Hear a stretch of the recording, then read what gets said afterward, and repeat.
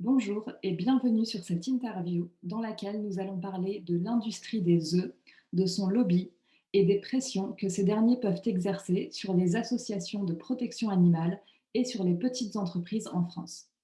Je suis Astrid, coordinatrice du réseau V Entrepreneurs France. V Entrepreneurs France, c'est un réseau d'entrepreneurs et d'entreprises véganes dans l'Hexagone. Notre rôle est de défendre leurs droits et leurs intérêts. En effet, il y a de plus en plus d'entreprises véganes dans notre pays. Leurs dirigeantes et leurs dirigeants font preuve de bienveillance, de créativité et d'audace. Ces petites entreprises françaises sont éthiques et écologiques. Elles sont aussi dynamiques, très innovantes et elles créent de l'emploi. Pourtant, les entreprises véganes ne sont pas mises à l'honneur comme elles le mériteraient dans notre pays. Parfois, elles peuvent même subir des pressions de la part de certains groupes d'intérêts puissants, comme nous allons le voir dans cette interview. Nous allons recevoir la présidente d'une association de protection animale et la dirigeante d'une petite entreprise. Rappelons qu'en France, les associations sont considérées comme des entreprises, simplement à but non lucratif. Cette interview croisée prend donc tout son sens. Je vous souhaite un bon visionnage et je vous laisse en compagnie de Mélanie Rosen, journaliste spécialisée dans les enjeux éthiques, environnementaux et sociaux des entreprises.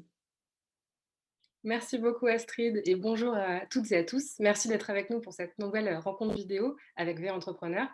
Ensemble, nous allons donc, comme l'a dit Astrid, parler de l'industrie des œufs et de nombreuses questions éthiques mais aussi sanitaires qu'elle soulève. Avant de se lancer dans le sujet, je vous propose quelques chiffres pour donner un petit peu de contexte. En Europe, en 2018, ce sont 7,21 millions de tonnes d'œufs qui ont été produites. En France, on n'est pas en reste, puisque une part importante de cette consommation se produit dans notre pays, avec environ 14 milliards d'œufs qui sont consommés chaque année. C'est donc 12% de la production européenne. Sauf qu'avec des conditions d'élevage qui sont parfois déplorables pour les poules pondeuses, le broyage des poussins mâles et les problèmes de santé qui sont causés par les œufs, il devient vraiment urgent de repenser le modèle. Pour en discuter aujourd'hui, j'ai le plaisir d'être en compagnie d'Alexandra Blanc, qui est présidente de l'association Vegan Impact et qui défend au quotidien les bénéfices d'un mode de vie vegan, et de Chériline Tavissouk, qui est directrice générale du Pas Pondu, une alternative prometteuse végétale aux œufs. Toi, Chériline, il y a quelques temps, tu m'expliquais que l'allergie aux œufs était l'une des plus fréquentes chez les enfants âgés de moins de 3 ans. Est-ce que tu peux nous... Oui, bonjour, je suis Chériline, la cofondatrice du Pas Pondu. Donc, on développe des alternatives végétales à destination de toute personne qui souhaite végétaliser son assiette pour des raisons d'éthique, d'environnement, mais aussi pour les allergiques aux œufs. Et effectivement, l'allergie aux œufs, c'est une des allergies alimentaires les plus représentées chez les enfants de moins de 3 ans. Et pourtant, c'est une allergie dont on entend très peu parler et dont on a peu conscience du danger. Donc, pour vous donner un exemple, on a eu le témoignage d'une mère d'une petite fille de 3 ans qui est allergique aux œufs. Et en fait, elle nous a expliqué que d'une part, c'est une réelle anxiété à partir du moment où on n'a pas contrôle sur la nourriture. Donc, par exemple, en restaurant ou également quand elle fait ses courses, elle doit lire chaque packaging, les étiquettes, voir tous les ingrédients qui sont dedans pour voir s'il n'y a pas des œufs, parce que les œufs peuvent être présents partout. Et également sous un terme différent que œuf, donc par exemple globuline, lutéine, qui peuvent être des composés qui viennent de l'œuf. Et à côté de ça, elle nous a aussi raconté que une fois en maternelle, il y a eu un atelier gâteau. Et donc, sa fille était exclue de l'atelier, malheureusement. Donc, déjà, elle a un sentiment d'exclusion, d'une part. Et d'autre part, après l'atelier gâteau, les enfants se sont lavés les mains. L'après-midi, ils ont joué ensemble. Et en fait, la petite a une réaction allergique rien qu'au contact des mains qui avaient été lavées, mais qui avaient été en contact des œufs, et a dû aller en urgence à l'hôpital. Donc, c'est un réel danger que peut représenter l'allergie aux œufs, pardon. Mais à côté de ça, en fait, il y a différents seuils d'intolérance à l'œuf, bien sûr. Donc là, c'était un cas assez grave. Mais il y a aussi des intolérances qui peuvent générer surtout des gênances intestinales, ou bien on peut être allergique au blanc d'œuf et ou au jaune d'œuf, et également cru ou cuit. Ok, donc ça peut être très grave, comme tu l'as dit, il y a différents seuils. C'est en partie pour cette raison qu'à la fin de tes études, tu as choisi de développer le pas pondu, donc ce produit qui permettrait de remplacer les œufs dans les recettes tout en ne contenant pas d'allergènes. Est-ce que tu peux nous raconter un peu ton parcours, comment ça s'est passé et comment vous êtes arrivé au résultat?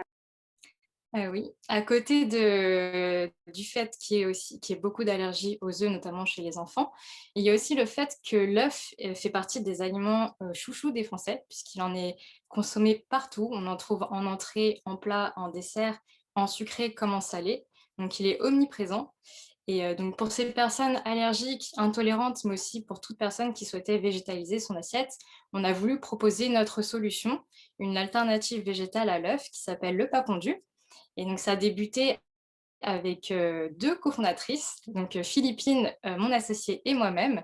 Toutes les 2, nous sommes ingénieurs en bio-industrie avec une spécialisation en formulation et avec notre profil scientifique, nous avons des connaissances sur la formulation de produits alimentaires, mais aussi ce qui est intéressant, c'est qu'on a connaissance sur, l'impact de l'aliment sur notre santé, mais également sur notre environnement.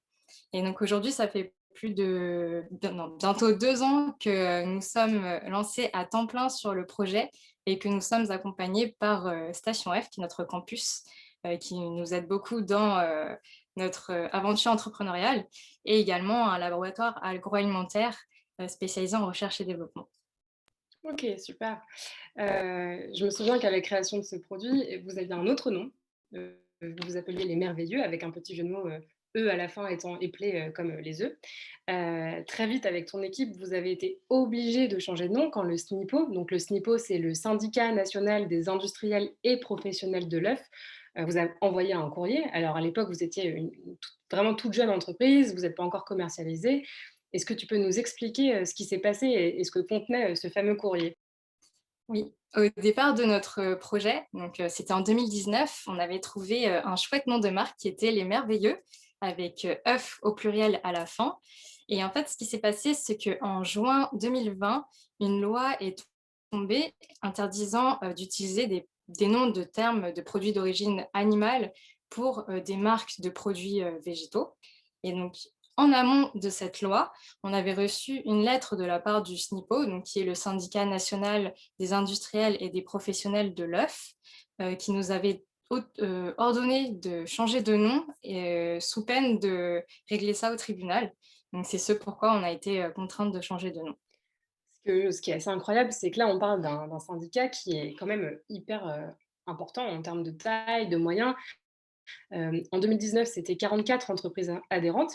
Sur leur site, on apprend que c'est la quasi-totalité des entreprises du secteur qui représentent à elles seules 90 des volumes d'œufs français, commercialisés. Donc voilà, c'est une grosse machine. Ça paraît un peu disproportionné, surtout que j'imagine que c'est pas anodin quand on lance son entreprise de devoir, changer de nom en plein milieu de sa route. Oui, tout à fait. C'est vrai que quand on a reçu la lettre, tout de suite, on s'est dit que, enfin, pourquoi ils voulaient nous mettre des bâtons dans les roues? Qu'est-ce qu'ils craignent?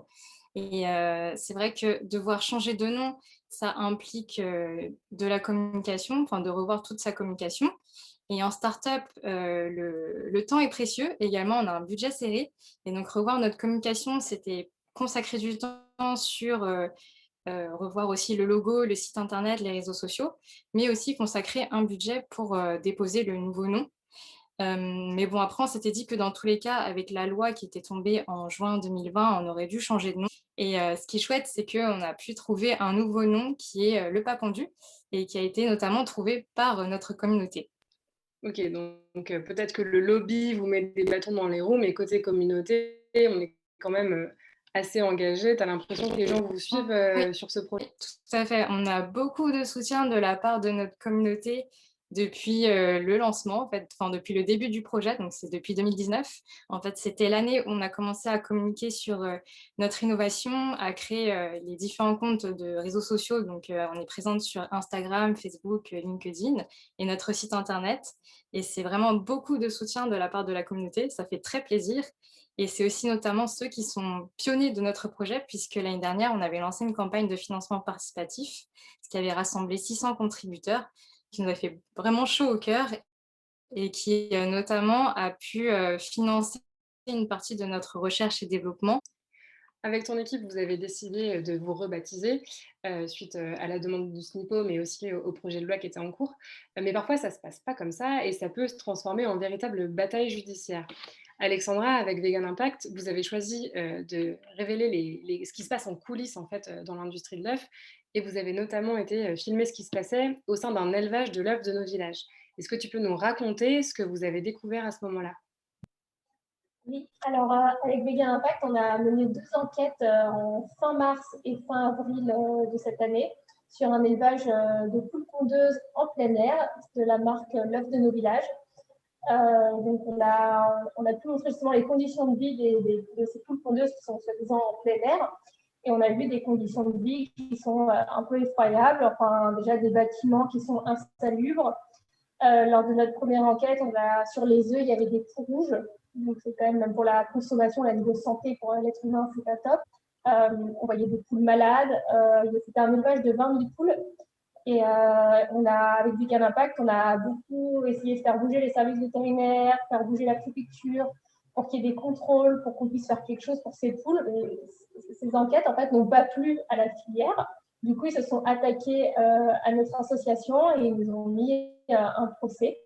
On est attaqué en justice. Ils veulent qu'on enlève nos images, qu'on arrête de diffuser sur la marque, donc qu'on enlève tout, en fait. Circuler, il n'y a rien à voir. C'est normal que le consommateur puisse voir la réalité de notamment ce qu'est l'œuf de nos villages.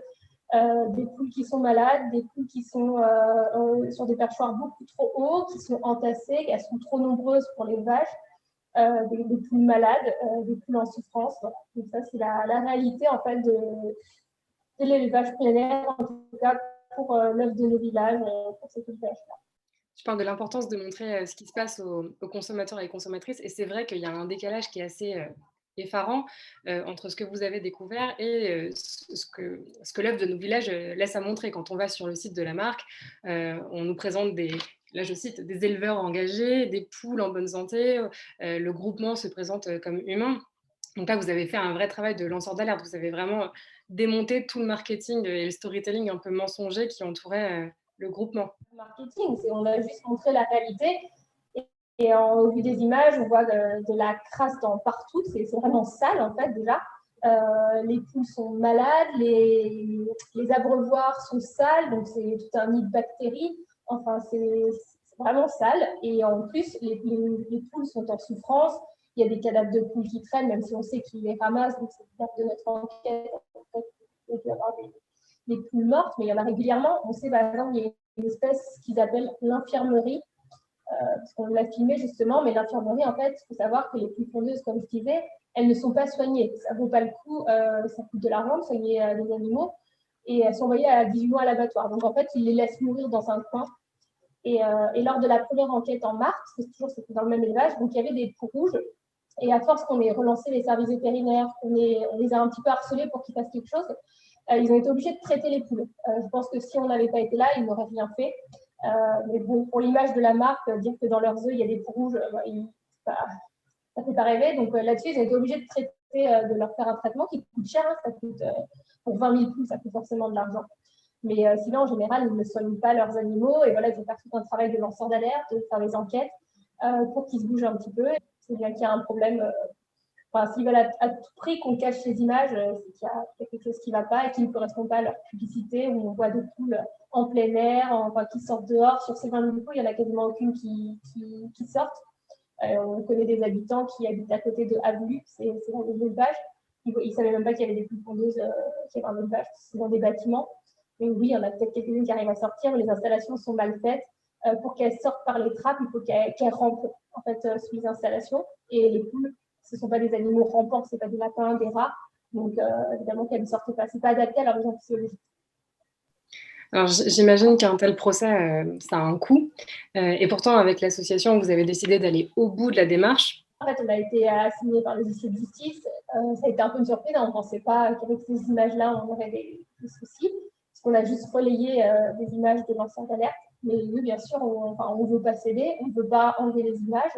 Le consommateur a le droit de savoir. On a le droit d'informer. On est là pour défendre les animaux. Donc, on veut montrer la réalité. On veut montrer que il n'y a pas de bien-être animal. Il faut arrêter avec ce concept. Ça, c'est un concept pour déculpabiliser le consommateur, se déculpabiliser, dire ouais, non, c'est bon, on les poules, elles viennent d'un petit éleveur. Ben là, on voit parce qu'ils sont considérés comme nos éleveurs engagés, comme un petit élevage, plein air. Enfin, marketing qui va bien avec. Quand on voit la pub, franchement, on se dit ah bah, c'est génial, les pubs sont trop heureuses. Et quand on voit la réalité, c'est complètement, enfin ça casse tout. Donc pour le consommateur, voilà, donc ils veulent enlever des images, mais nous on veut surtout pas parce qu'on est là pour défendre les animaux. Donc oui, on va aller jusqu'au bout, ça a un coût. Vegan Impact, c'est une toute petite association, hein, mais on y va, on espère gagner, on espère qu'ils ne vont pas réussir à nous faire censurer les images et au pire on fera appel. L'objectif, c'est de faire en sorte que vous cachiez ces images au grand public.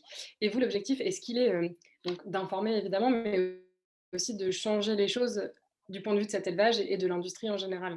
Quand on élève des animaux, je ne vois pas comment ça pourrait bien se passer quand, dans tous les cas, absolument, on les envoie à l'abattoir.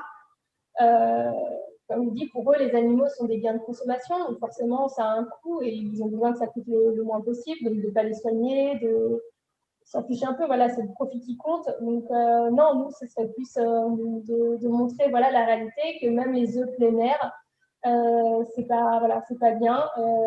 Les animaux souffrent. Il y a des alternatives, justement. On peut faire complètement autrement pour continuer à faire des gâteaux, enfin autre chose. Il y a plein de sortes justement, de façons de faire sans utiliser les poules. Voilà, donc nous, on encourage les gens justement à comprendre toutes ces souffrances, que ce soit pour les poules pondeuses, il y avait sur les poussins, et puis il y a surtout le fait que les poules pondeuses, au bout de 18 mois, elles vont à l'abattoir. C'est pas, voilà, pour qu'on consomme leurs œufs. Donc, le but, c'est vraiment d'informer. Mais après, eux, on aimerait bien qu'il y ait des contrôles, au moins que les poules, durant leur courte vie, elles soient soignées. Mais ça, on ne croit pas trop qu'ils vont le faire, mais voilà, que ça soit un petit peu mieux pour elles, quoi, en attendant qu'on arrive à l'abolition de tous ces élevages. Astrid l'a un peu dit en introduction, les entreprises véganes ne sont pas forcément autant mises à l'honneur qu'elles le devraient sur le devant de la scène. Est-ce que tu as le sentiment, en tant qu'entrepreneuse, que c'est plus difficile de se lancer sur une industrie qui est très installée comme l'industrie agroalimentaire que sur...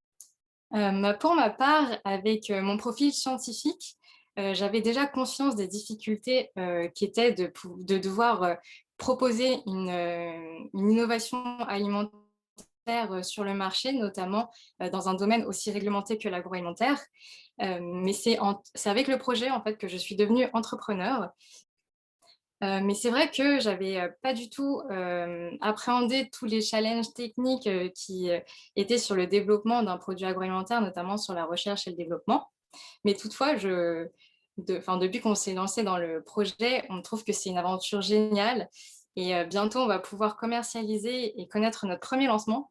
Du coup, j'encourage toute personne qui souhaite se lancer dans l'agroalimentaire à le faire.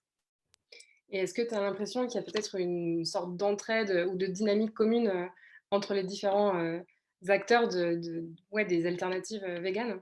Oui, tout à fait. En fait, quand on s'est lancé au tout début, donc on avait intégré un programme d'accélération et souvent on nous disait vous allez voir, l'entrepreneuriat c'est un domaine de requin, tout ça, donc on avait une certaine appréhension.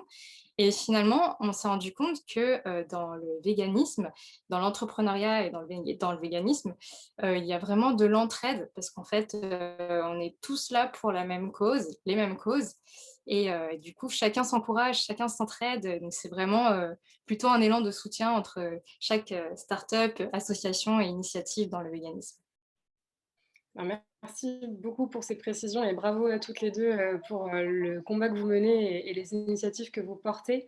Il est déjà l'heure de se quitter. Donc pour conclure et en attendant l'issue du procès, n'oubliez pas qu'il est possible de soutenir Vegan Impact via la page de dons de l'association. N'hésitez pas également à suivre le développement du pas pondu en attendant sa commercialisation, notamment sur les réseaux. De notre côté, on espère que cette émission vous a plu. N'hésitez pas à réagir dans les commentaires et on espère vous retrouver bientôt pour une nouvelle rencontre.